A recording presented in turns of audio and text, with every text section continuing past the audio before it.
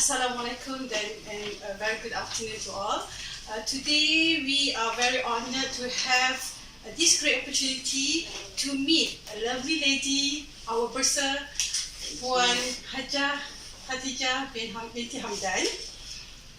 Before we continue further, let me introduce, my name is Azura, Jasmine Azura. I'm from Jabatan Terdaftar. I'm Nurhaza Umaida from the Civil Department. I'm Siti Karima from College Anwar Baki.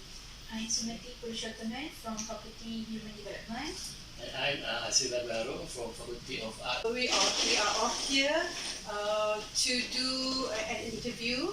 This is part of our course, English Proficiency, for this subject.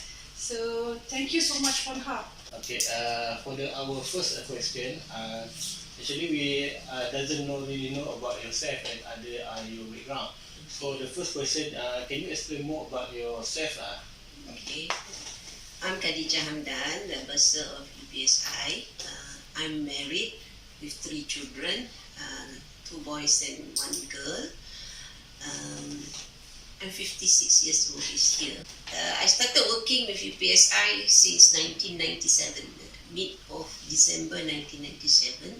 Formerly, I was from University Putra, Malaysia, where I've been working there. I have worked there for almost 9.5 years. That was not actually my first experience. Prior to joining UPM, I was working with Arab Malaysian Enterprise, which is more of a banking sector, as a marketing officer, which actually is not my line, because I graduated in accounting. So while I was working in UPM, I did my master's MBA in UPM, because they had free courses for staff who were serving them then. I did not finish my master's right away before I joined UPSI. Then I started commuting to classes when the children were still young. The children are also part of my good motivators, that the mother still goes to school. She's still old. She's already old, right? So that was a good experience, balancing your work life and also your study life, just like what you all are going through. I must say it is a great experience, because last time we had to go to classes at night, classes after Maghrib until 10 o'clock. So by the time you reach home, the children are all asleep. So that's about 3 times a week. But that time, both of us, my husband and I, were doing masters together.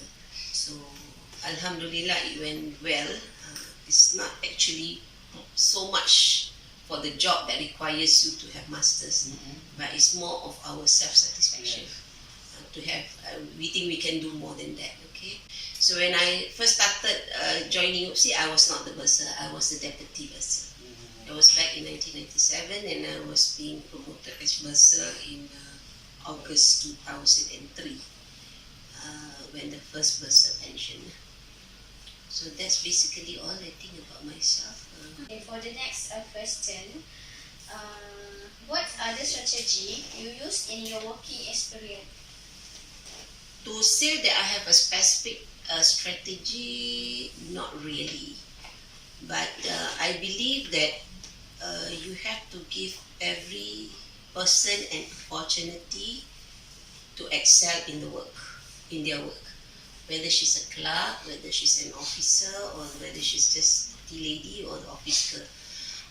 But of course, in achieving what we plan for, we have targets.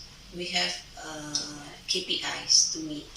So that is in a way that will also motivate the staff to work towards the KPI. So without any direction, it will be difficult for them to work. So we have a few of KPIs that they have to follow through, and also the officers have got to follow through to make sure that the staff below here, him or her, will also succeed together with the whole organization, the whole of bursary office. Sometimes what you plan in achieving the KPI are not really achieved. Yes. what do you think the main cause of not achieving the KPI? Depends. Sometimes maybe we put the KPI too high, too much. Because normally when setting KPI, we will start comparing with other universities, especially the university. We can do better than the others, but where we cannot achieve certain targets, then we have to look through back. What are the changes that we could make? From your experience, past experiences, what do you think should a leader have for quality? Okay. What quality the leader should have? Of course, he or she should be able to lead the organization or the department. Secondly, I would say the communication skills. Because in doing our duties, we have probably a lot of complaints. Am I right? You know, payments, budget's not enough and all that. So it's a matter of explaining and making people understand and be able to work with us. With the times that money is bad, I must say that our budget has been cut and all that. So we must be able to have good communication skill to make sure everybody is along with us towards, understanding that money is just not plucked from the trees and we get money. You have been working around 21 years in UPSI. If you could change one thing about this UPSI, so what's it? What I change? This department lah. Department in this department. Okay. I said just now what your strategies that you should have to be a good leader. There's also one, it is on the innovation. That we have system, we have IT system to assist us. I would like also to have, like one thing if I can change is also the usage of technology. Because in the IR 4.0 now everybody is doing technology. So everybody is into technology. So like old people like me, we are still comfortable with the old style. In fact, I did not have internet banking until lately. I still prefer to go down to the ATM machine and do my transaction. Sometimes we have working with up and down is our managing say. So sometimes we become problem rise. Yes. How do you manage to solve problem as an experience? How do you solve problem? Of course, it's through meetings with my staff, discussion with my staff. But in handling problems, I think in Islam it says that you have to be really patient. Because in handling with problems, it's not just the system, not only just the money, but also the people. Sometimes people give you more problems than this electronic things or that, right? To make people to work for you, to make people to work along with you towards success is not easy. So you have, as a boss, I think you have to be very patient and to understand the characteristic of each of every one of your staff. Because then we can understand why she is slow, why she is not working fast, why is he always not in office. So I think those are the factors that also affects the success. I believe you have so many experience. So may I know what is the greatest challenge that you have faced at working place? Greatest challenge, like I said just now, is people. People, of course, it is greatest challenge, and the other thing is, I think, is the technology. A new challenge. New technology. Of course, we have developed our MyFees for many years, but still, system is not stagnant. So we keep on having to improve and improve because people around us are moving fast. So we want to be also one of the fastest. I was really launching about boost and Cashless, yes. Cashless. The cashless booth is actually, like you say, not taking money everywhere you go. So I think most of the local universities are already using it. And Alhamdulillah, I think we work very closely with Islam. Malaysia to do that. Then we kind of brought the paper to management to say it is in a way compulsory for all students to have book. So that whenever they want to pay at the canteen, cafes, or even at the library for their penalties and all that, they can still use. Will be easier. you did inform us just now that before you joined UPM universities, UPM, then UPSI, you involved with you was with Arab Nation Enterprise. Yes. So Arab Nation, banking line, universities, education line. So maybe you can share with us what is the difference. Okay. In actually, Arab Malaysian Enterprise is a company under Arab Malaysian Group. Yeah. So it is at the Golden Triangle in Jalan Jalan Raja Chulan, where it is a busy place. So that time when I graduated, they put me as the marketing officer, where we're in charge of letter of credits. Letter of credits is that the bank will put letter of credit if you want to do some importing or exporting of products. I must say, yeah, around me, basically, they were all Chinese. So the clients for letter of credits mostly are Chinese. So not to say that we cannot, like Malays, that we cannot go in, but the hard thing is that trying to speak to the businessmen who mostly are actually Chinese. So they speak Mandarin, they speak Tenghua. We, like myself, I went there with Chinese friends, with Chinese colleagues to go, but in the end, like, we just sat and, wondering what they were talking about. That was a challenge.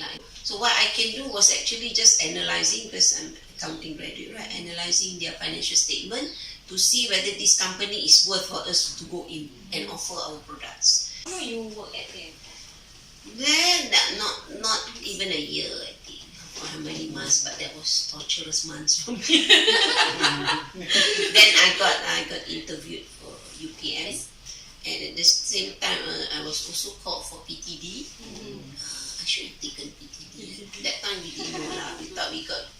That time was actually just to secure job. Yes. Because I don't come from rich family. So like we say,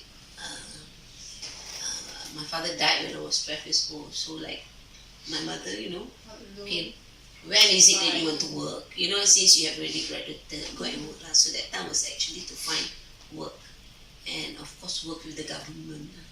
How you manage your stress? Because sure you have so many meetings. Yes. And then you have to handle 60 people under you. Yes. And then and some more your family. The whole university, the money of university. Of course, you cannot be saying that everything is difficult for you. Never say that anything is difficult. Always think that there will be solutions tomorrow. You cannot settle today, there will be solutions tomorrow. And you have to believe, like I think you believe in God, kan? So you believe in Allah, that Allah will show us the way. We just need to ask Him for help. Okay. So every day before you go out of the house, we say some prayers, because I travel quite far. So on the way we just have to recite some du'as, some prayers, what we want. And I believe strongly that Allah will show you. What do you do when you are not working? I'm not working at home. Normally at home, on weekends we spend time with the family. Normally we like to go sightseeing, also holidays, and we like to go and eat. We will try my husband and myself will try every eateries that is viral. Even it is in Nila, we will go and find nice food to eat. So that, like just the two of us at home. Because sometimes cooking is also not a problem lah, but tiring lah, just for the two of us to eat. Do you have any specific plan to do during pension? Or maybe After pension? pension. Yeah, actually pensioning, retiring at 56, I think is a bit too late also. Too late. Bit too late lah, although you have 60 kan, but for ladies, actually I plan, why I wanted to retire is also for me to learn more on to spend more time on religious matters. To go for religious classes, and also to go around the world if I have money, and inshallah if I have the time, because sometimes you cannot take long leave, When you're working, cannot take long leave, right? So except for your cuti umrah or your cuti haji, that's the longest leave I think we can take. Other than that, I think this is the time for me to rest and enjoy life, and at the same time, be closer to God. Be closer to God, because I don't know how much time I have. You never know, right? So it's the time. What are the countries you have traveled already? Universities have sent me to a few countries like Finland, like China, Indonesia, Australia, New Zealand. Maybe other countries than that lah. I intend to visit my sister. She's staying in LA, Los Angeles in US. She married an American, so probably that would be my first place, because I've never been there. So I think she stayed there more than 20 years ago also. So probably just to start off to be in US, to be with her. How far do you appreciate the value the money in your life? Value money, of course we value money, but I think money shouldn't be everything. Because in Islam also they believe kan, the more you have, the more you have to give away. Like people say about sedekah, because in life, maybe when I was younger, I do not believe in that. So money is difficult to get money.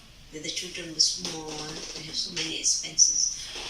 But as like you said, that's why if you learn on religion, you go to classes, they say the more you have money, actually, the more you have to give up. Because God will give you in other forms. Right? Yes, I appreciate my money, Mara. I appreciate, I treasure whatever money I have. But at the same time, you have to think about other people who are not fortunate in this world. So you have to give. When we go to masjid, when we go to the mosque, we put in tabung even here, zakat, wakaf and all that. So I think the more we have, the more we have to give. Because that is just something temporary from Allah. Allah can just take it anytime. But Allah give us in other form. They give us good health. They give us good family. They give us love of the people around us. I think that is more meaningful to me than just physical money. Before we end our interview, maybe you have something you'd like to say about an advice or something. Do you maybe motivate us? I'm proud of you all that you all wanted to study when you all have families of your own. It is still yes.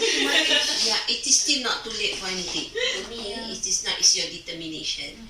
Like I say lah, never say don't want. Nothing is with no solution.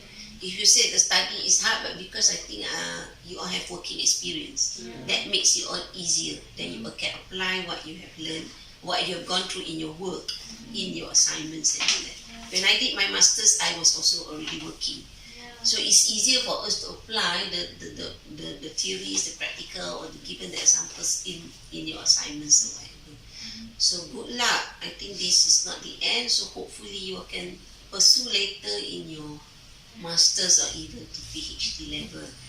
I wish all of you the best, and you will get good results for this assignment and also for the program as a whole. Amin.